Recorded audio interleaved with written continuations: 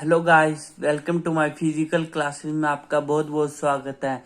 आज हम आपको मैक्रो खनिज मैक्रो मिनरल्स के बारे में बताएंगे, जिसमें फर्स्ट पॉइंट है सोडियम।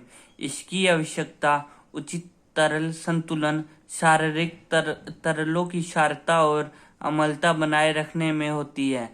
यह साधारण नमक, सब्जियों और फलों में पाया जाता है। इसकी कमी से अकड़न और थकावट होती है। Second, chloride. इसकी आवश्यकता उचित तरल संतुलन, पेट के अमल में होती है। यह खाद्य नमक, कम मात्रा में दूध, मांस, डबल रोटी और सब्जियों में पाया जाता है। इसकी कमी से हिपोक्लोरीमिया नामक विद्युत अपघटन संतुलन हो जाता है। Third, calcium. यह हड्डियों और दांतों को मजबूत करता है। यह रक्तचाप को व्यवस्थित रखता है और रक्त बहाने के समय रक्त का थक्का बनाने में मदद करता है। यह शरीर को ऊर्जा प्रदान करता है। यह दूध, संतरा, हरी पत्तेदार सब्जियां, अंडे आदि में मिलता है। इसकी कमी से दांतों की समस्या, मोतियाबिंद, मस्तिष्क में परिवहन होता है। Fourth, phosphorus. यह शरीर में टिश्यू और कोशिकाओं के निर्माण के लिए महत्वपूर्ण है। यह पनीर, अंडे की जर्दी, आलू, बादाम, मेवे, गेहूं, दूध में पाया जाता है। इसकी कमी से वृद्धि में रुकावट, हड्डियों में कमजोरी हो सकती है। Fourth, magnesium. यह उचित वृद्धि, हड्डियों तथा मांसपेशियों की बनावट और काम में मदद करता है। यह वृद्धि की बीमारियां, उचित हृदय की बीमारियां, उच्च रक्तचाप से बचाने में मदद करता है। यह फेफड़ों के काम में सुधार करता है। यह शक्तिहीनता को रोकता है और हमारे दिमाग को सामान्य रूप से काम करने में मदद करता है। यह दालें, समुद्री भोजन और चॉकलेट में पाया जाता है। इसकी कमी से मधुमेह, कोशिकीय बीमारी होती है। Fifth, potassium. यह स्नायु तंत्र और मांसपेशियों तंत्र को सदा तंदुरुस्त तथा सक्रिय रखने में मदद करता है। ऊतकों में पानी की मात्रा बनाए रखने में भी मदद करता है। यह मांस, दूध, ताजा फल और दालों में पाया जाता है। इसकी कमी से किडनी रोग, बहुत अधिक पसीना आना, अतिभार और उल्टियाँ आदि होती है।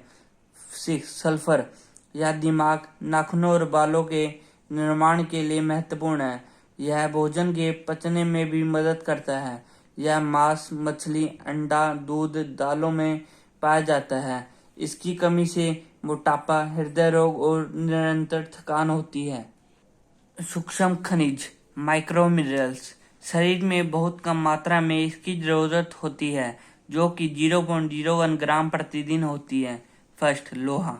लोहा एक सूक्ष्म खनिज माना जाता है। यह शरीर की प्रत्येक कोशिका में पाया जाता है। लोहा एक मुख्य खनिज लवण है जो रक्त बनाने और हीमोग्लोबिन के उत्पादन में मदद करता है। यह जिगर, अंडों, मांस, प्याज, दालें, खजूर, सलाद आदि में पाया जाता है। लोहे की कमी से खून की कमी हो सकती है। सेकंड, तांबा। यह भी लोहे के साथ ही रक्त में हीमोग्लोबिन बनाने में मदद करता है। यह दाल, पीने वाले पानी में पाया जाता है। इसकी कमी से मांसपेशियां कमजोर होती है, खून की कमी, स्नायु तंत्र की कमी और पीलापन होता है। आयोडीन। यह तत्व थायराइड ग्रंथि को स्वस्थ रखने के लिए जरूरी है।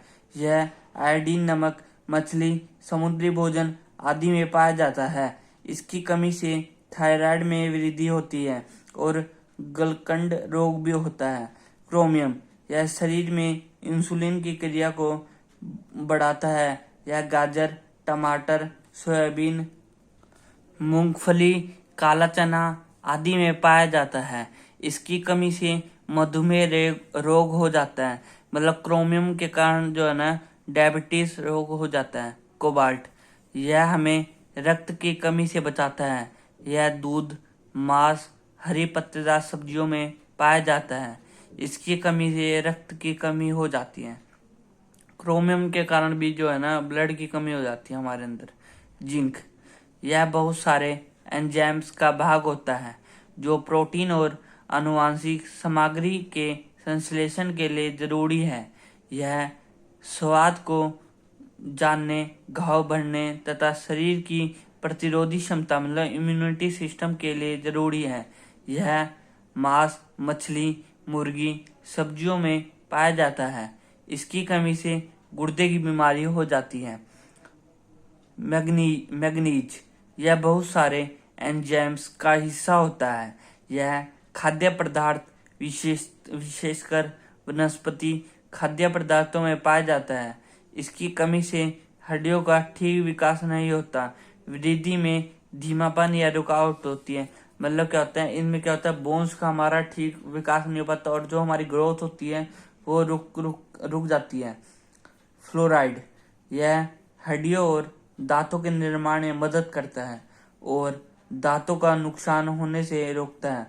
यह पीने वाले जल, मछली और बहुत सी चाय में पाया जाता है। इसकी कमी से दांतों का नुकसान होता है। जब फ्लोराइड हमारे शरीर में कम होगा तो हमारे जो दांत होंगे वो उसका नुकसान पहुंचेगा ज़्यादा। क्रोमियम यह रक्त शुगर के नियमित करने के लिए इंसुलिन के साथ मिलकर निकटता से काम करता है। यह साबुत अनाज, पनीर में पाया जाता है।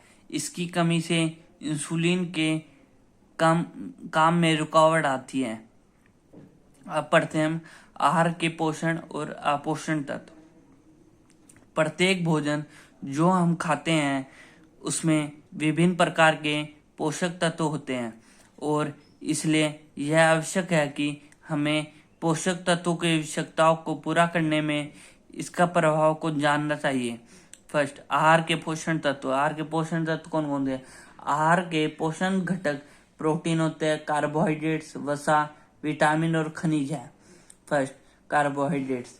कार्बोहाइड्रेट्स आहार के महत्वपूर्ण घटक में से एक है। कार्बोहाइड्रेट्स शरीर में ईंधन का काम करते हैं और शरीर को ऊर्जा प्रदान करते हैं। कार्बोहाइड्रेट्स की कमी के कारण शरीर का वजन कम हो सकता है और त्वचा पर झुर्रियां दिखाई देती है। व्यक्ति कमजोर और पतला हो जाता है। सेकंड, वसा, फैट। वसा में कार्बन, हाइड्रोजन और ऑक्सीजन होते हैं। हमारे शरीर में वसा ऊर्जा के रूप में जमा होते हैं। यदि आहार में वसा कम मात्रा में लिया जाए तो कुछ हद तक कार्बोहाइड्रेट्स वसा में बदल जाता है। वसा ऊर्जा का अच्छा स्रोत है। प्रोटीन। प्रोटीन में कार्बन, हाइड्रोजन, ऑक्सीजन, नाइट्रोजन और सल्फर तत्व होते हैं। प्रोटीन के अणु बड़े होते हैं और सीधे हमारे रक्त में नहीं जा सकते, इसलिए यह अमीनो अम्लों में बदल जाते हैं।